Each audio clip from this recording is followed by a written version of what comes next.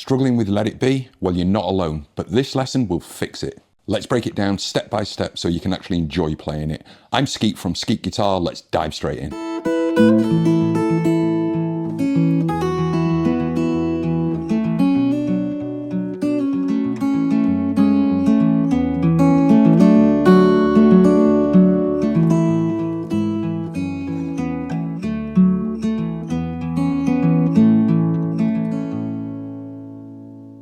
Hi, I'm Skeet. In today's lesson, we're going to break down Let It Be by the Beatles. Whether you're just starting out or have been playing a while and you just can't get this song flowing, well, this lesson's for you. We'll learn the chords, the strumming pattern, how the sections fit together, and we'll do a little play along at the end that you can practice along to.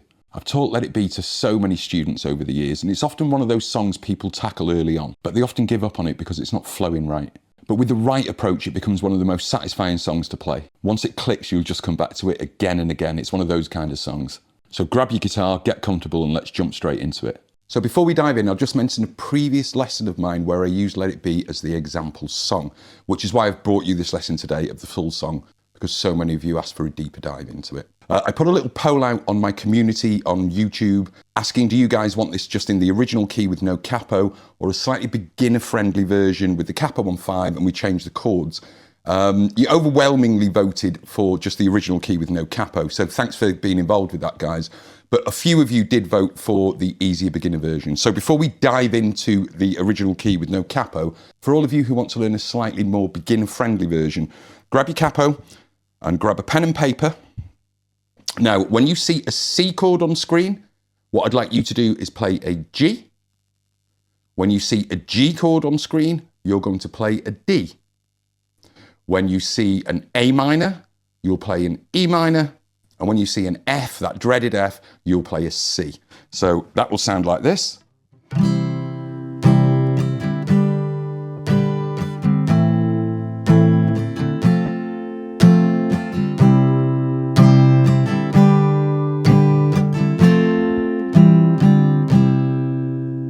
And without the capo,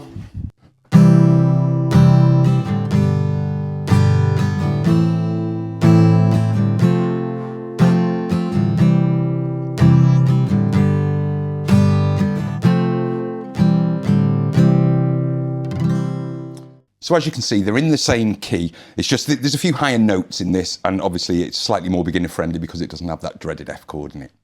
Right, with that in mind, let's dive in. I'm going to divide this lesson into 4 parts in total. That will be the verse section, and we'll look at just the chords. Then we'll look at the chorus section, just the chords, and then we'll look at a strumming pattern, and finally all those tricky little walk downs which add some coloration and excitement to the song. Hey guys, just a quick heads up. You're about to see a very short advert, and if you do watch it, it's a very easy way that you can support me in bringing you these free lessons. Think of it like dropping me a coin in my buskers case. We'll be straight back into the lesson afterwards. Thank you. Okay, so we'll dive straight in with the chords for the verse. We're going to start with the C major chord. From the C, we go to a G major. Now, many of you may play your G major on these fingers, and that's absolutely fine. There's nothing wrong with that. But I do have a lesson about sort of efficiency and flow. Again, I'll pop a link up here, which would advise you to start playing your G on this 3rd finger here, particularly when we've got C, G, and F in the chord progression. As you can see, they're all essentially the same shape, so it makes sense to keep in this channel. All right, so we'll start with the C. We go to a G. Then A minor, then F major, back to C, back to G, to F this time, so no A minor, back to C. So my advice as always is to subdivide. What I mean by that is let's learn the chords first with a really simple strumming pattern so that we don't sort of over muddy the waters at that stage. So my advice now would be just a 2-strum pattern on beats 1 and 3 like a drum kit, the kick and the snare. So that would sound like this. 1, 2, 3, 4, 1, 2, 3, 4, 1, 2, 3, 4, 1, 2, 3. 4, 1, 2, 3, 4, 1, 2, 3, 4, 1, 2, 3, 4, 1, 2, 3, 4. So grab your guitar, come and play along with me. I'll do a count of 4 in, and then just 2 very simple strums, okay? Just on beats 1 and 3. I'll call the chords out as we're going into them, and I'll put some chords up on screen as well.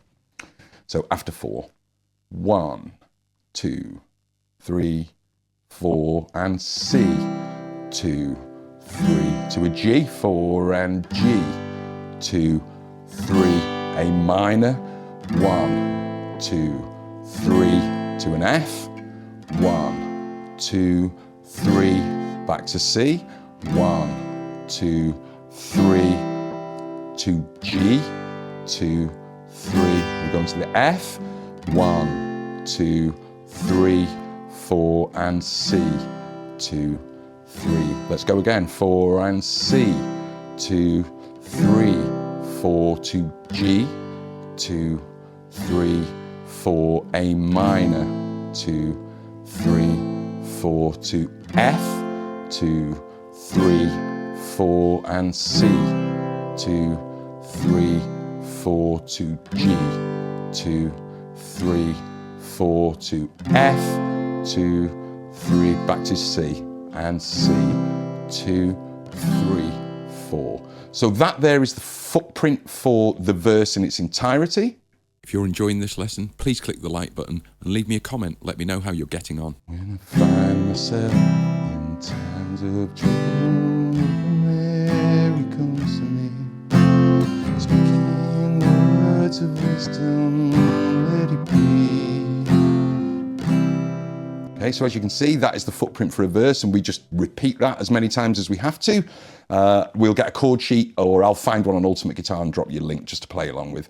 So that's the verse done. Let's take a look at the chorus. We'll use the same method right now with just strums on beats 1 and 3. We'll get the chords under our fingers, and then we'll start sort of melting the two together. There's no new chords in here, so it's chords we've already played. They're just in a different order. So the chorus begins on an A minor chord, okay? So 1, 2, 3, 4. Then it goes to a G, 1, 2, 3, 4. Then it goes to an F, 1, 2, 3, 4, then backs to C, 1, 2, 3, 4, then you hold the C, 1, 2, 3, 4, to a G, 1, 2, 3, 4, to an F, 1, 2, 3, 4, to a C, 1, 2, 3, 4. So again, I'll do a counting, and then grab your guitar and join in with me after 4. 1, 2, 3, 4, and 1, 2, 3. We're going to G, 1, 2, 3, up to F, 1, 2, 3, C, 1, 2, 3, hold the C, 1, 2, 3, G, 2, 3, 4, and F, 2, 3, back to C, 2, 3. Let's go again, A minor, 1, 2, 3, to a G, 1, 2, 3, to an F, 2, 3, 4, to C, 2, 3, 4, C, 2, 3, 4, G, 2, 3, 4, F, 2, 3, 4, and C, 2, 3, 4. Let it be, let it be. Let it be, oh, let it be. There will be an answer, let it be. So now that we have the verse and chorus, let's have a look at what we can do with the strumming pattern, and then we'll combine the two. All we have to learn then are those little runs, and we're playing Let It Be. So for the strumming pattern, my advice would be to play a small beat on beat 1, 1. I would miss beat 2 entirely, but my hand would mark it. So we're not going to go 1, 2 and keep the hand still, right? 1, 2, 3, 4, and 1. It's too stiff. The hand has to mark every beat. I have a video covering this as well. I'll pop a link up. I've got so many great videos on sort of fundamentals, you know, that really get you playing well. So You should know, if you've seen my video, that we're going to mark all 4 of these beats up and down as well, but we don't always hit the strings. So the strumming pattern is going to be 1, 2. 2, we're going to miss the strings, but as I said, we're going to mark it, okay? 1, 2, 3. So 1 is a tap, I'm only hitting 1 or 2 strings. Beat 3, I'm hitting maybe 4 strings. I'm not hitting all 6. I never hit all 6, okay? So 1, 2, 3. Now we're going to do a 4 and. Now an and is always an upstroke. The 4 is going to be an even shorter strum than the 3, maybe 2 strings. And then the and is just clipping it on the way back up. Again, a couple of strings, okay? So that sounds like 1, 2, 3, 4, and 1, 2, 3, 4, and 1. So see how gentle I'm being on these 4 ands. 4 and 1, 2, 3, 4, and 1, 2, 3. If anything, beat 3 is the slightly bigger beat in all of that. If you're going to add a little bit of dynamic, that's the snare beat on a drum kit. So, you know, it really pops. So we could dig in a little deeper, I guess, on beat number 3, yeah? 1, 2, 3, 4, and. I'm really gentle on the 4 ands. 1, 2, 3, 4, and 1, 2, 3, 4, and. Now, in the interest of subdividing, which is the method I use to teach everything, if you're struggling with the strumming pattern and need a little bit of time with that, my advice is don't change chord. Literally practice it on the C chord until this is in the pocket, and then just implement the chord changes. It's kind of that easy. I know it sounds common sense, but it really is that easy, guys. Subdivide all the time. Get one hand, get the other, do the merge, okay? So how about a little playthrough of everything we've covered so far, and then we'll dive into those sort of walking bass lines. Play along with me. I'll do it nice and slow, a count of 4, and I will put the chords up on screen, okay? So you ready? Count of 4. 1, 2, 3, 4, and 1, 2, 3, and G, 2, 3, A minor, 2, 3, 4, and F, 2, 3, 4, and C, 2, 3, and G, 2, 3, 4, and F, 2, 3, 4, and C, 2, 3, 4, and 1.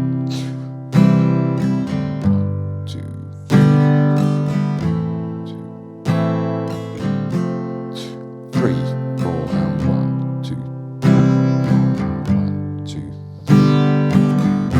2. We go into the chorus now. Oh, let it be 2, 3, 4, and 1, 2, 3, 4, and 1, 3, 4, and 1, 2, 3, 4, and C, 2, 3, 4, G, 3, 4, and 2, 3, 4, and let's go again. Verse. C, 2, 3, 4, G, 2, 3, 4, A minor, 2, 3, 4, and C, 2, G, 2, to the F, 2, 3, 4, and C, and repeat that. 2, 4 to G, 2, 4, A minor, 2, C.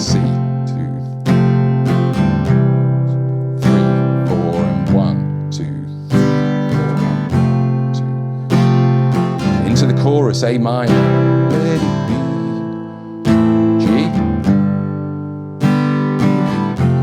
oh, let it be, C, whisper words of wisdom, let it be. How are you getting on with that, guys? It's not too difficult, I don't think, if we do this subdivide thing. Learn the chords on a really simple strumming pattern. Develop your right hand strumming pattern and merge the two together. So let's dive into the 4th and final part of the lesson, these little walk downs that appear a lot. They're iconic from Let It Be. There's an extended one at the end of the song just before it goes into that guitar solo. But mostly it's just a walk down from an F to a C that we can use in the verse and the chorus as it happens. I think it's probably more prevalent in the chorus. So let's look at the chorus. We'll go, let it be.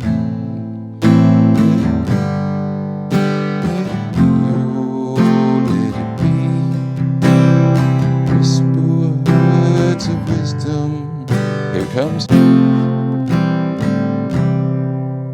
Okay, So all I'm doing is, instead of just strumming the normal pattern on the F, we're doing a little walk down. So I'll zoom the camera in. So the strumming pattern changes. It just becomes downstrokes and very focused downstrokes, just around the D string and G string area, really, strings 4 and 3. Now, you probably already noticed, and I mentioned this in a lot of my videos, I don't use a pick to play because I'm a finger picker, but I still pretend I'm holding a pick, and I just use the back of my nails for up and down strokes. If you play with a pick, great, use your pick. If you play like me, you're not going to throw the hand at it as a big strum. I'm always just tapping the strings, yeah?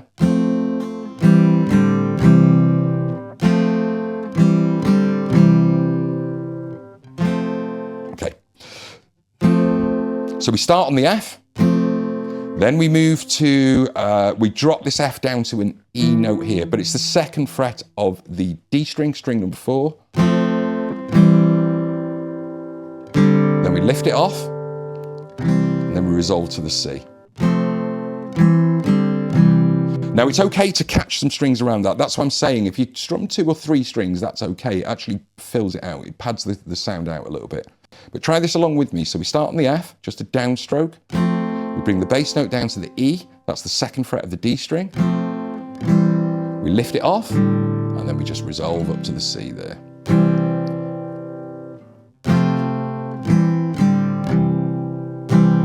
Now, it's worth mentioning that when we resolve to the C, that is beat 1 again. So it would actually sound like this. 1, 2, 3, 4, and 1. Okay, then you're sliding back over. And as I said, you can use it in the verse as well. Speaking words of wisdom, let it be. 2, 3, 4.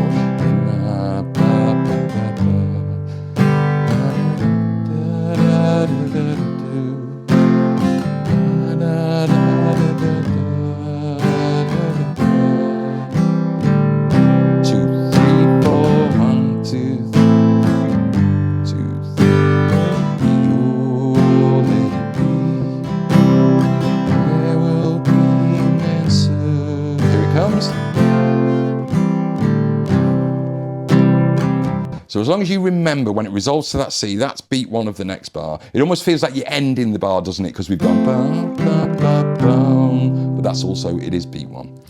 The only thing left to cover really is the extended walk down that you hear on the organ and the piano just before the guitar solo.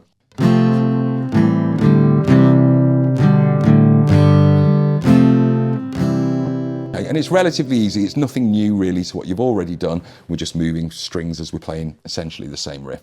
So it starts on the F. Then we just repeat that on the C. And F and C, you know, they're similar chords shape-wise, aren't they? So the walk down we've done on the D string, you just repeat that walk down on the A string, string number 5, yeah?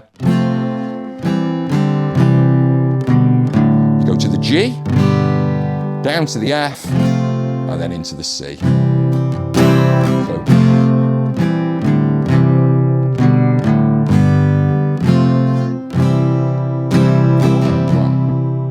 If this lesson finally helped you get Let It Be flowing, then hit the subscribe button and let me know in the comments, did you play it with or without the capo? If you'd like to support these free lessons, then I offer a 99p a month subscription service that's less than $1 a month, and all my subscribers get behind the scenes footage, early access to all the lessons, free tabs, and I'm even on hand to answer some of your questions. You can cancel at any time and it's price locked for life. I'm Skeet from Skeetguitar. Thanks for watching, happy playing, and I will see you next Wednesday with another brand new lesson.